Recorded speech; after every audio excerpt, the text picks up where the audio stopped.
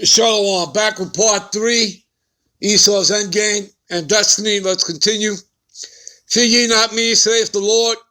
Will ye not tremble at my presence, which I have placed the sand for the bound of the sea by a perpetual decree. You see that? A decree. This was decreed in the heavens. There's a bounds that Esau cannot pass. All right? Matter of fact, before we continue, let me give you a precept. Give me a minute. This is Job 14:5. Seeing his days are determined, Esau's days, right? The number of his months are with thee, with the Lord, right? Yahushai. Thou hast appointed his bounds that he cannot pass. You see that? He will not go 1 second beyond what the Lord has allotted him. That's why when you read, Revelations 12:12, all right, it tells you that he had but a short time. You understand? And that short time, he's at the end of his time right now. He's at the end of his age, which started when they came back into power for the third and final time during the Renaissance. And that's what Renaissance means, rebirth. That was rebirth for the Edomites back into the papacy after their Greco-Roman empires. You understand? All right? It's not rocket science, people. All right? All right, let's get back. All right? Give me a minute. All right, so that should give you some understanding. Now, so this was decreed in the heavens, and that it cannot pass it. See, he cannot go beyond his bound. And though the waves thereof toss themselves, okay, yet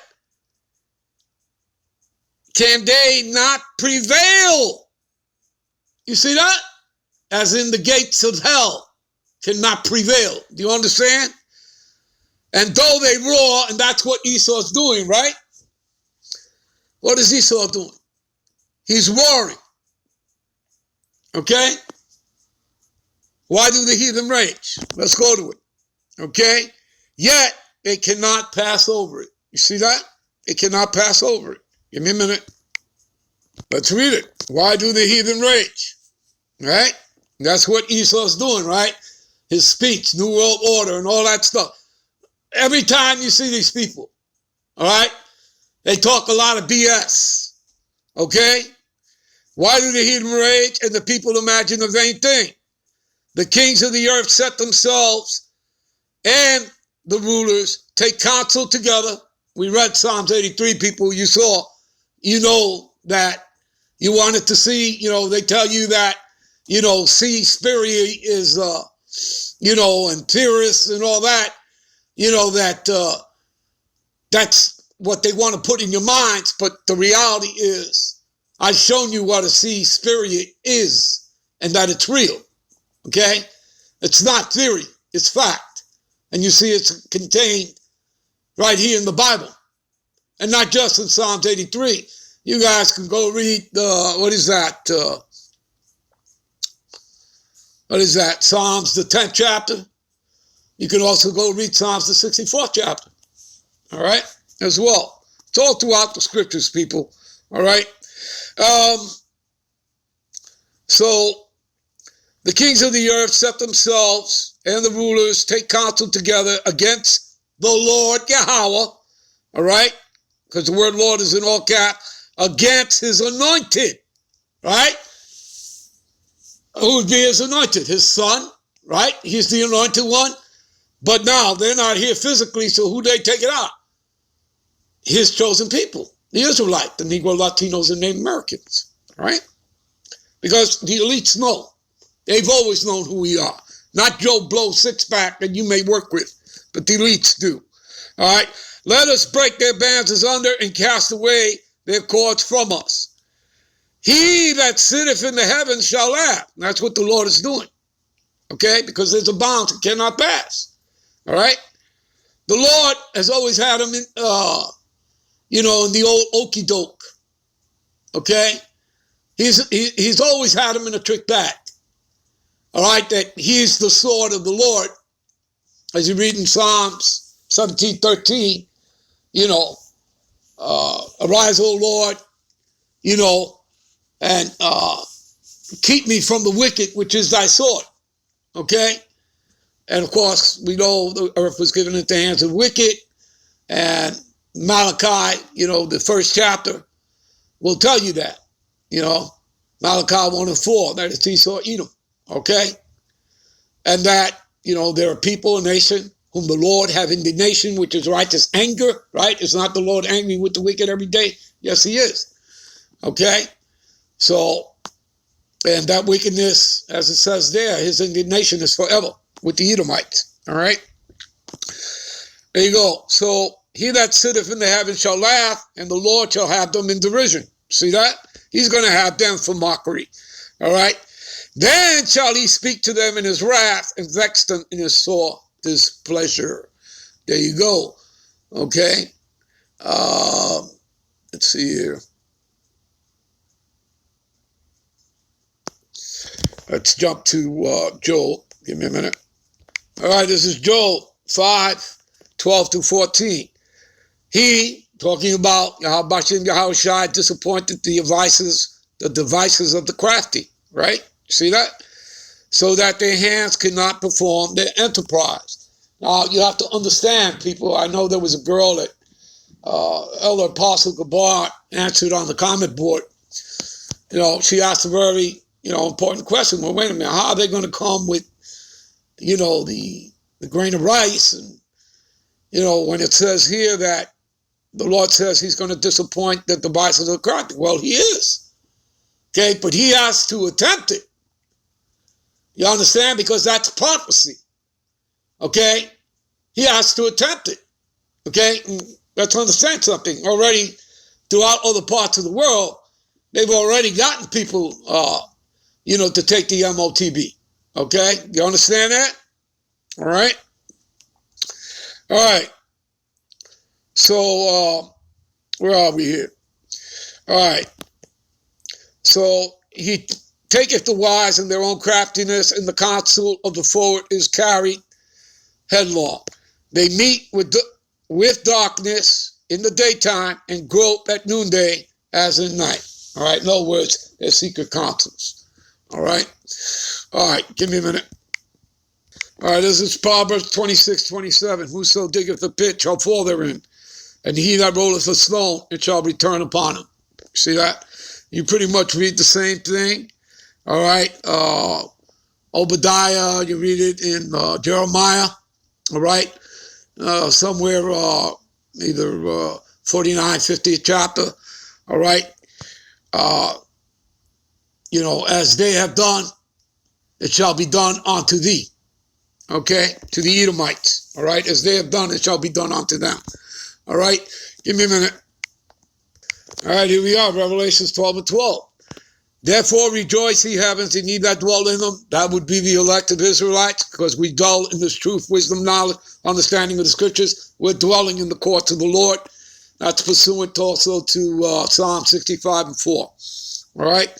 So woe to the inhabitants of the earth and of the sea, right? The sea represents the people, all right?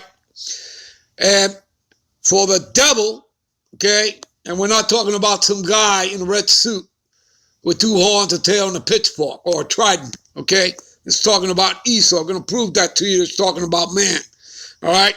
It's come down unto you having great wrath, because he knoweth that he hath but a short time, all right? So we're going to go to the word devil for you people. We've done this up many times, people, all right? See the word there, diablos. Strong's G1228.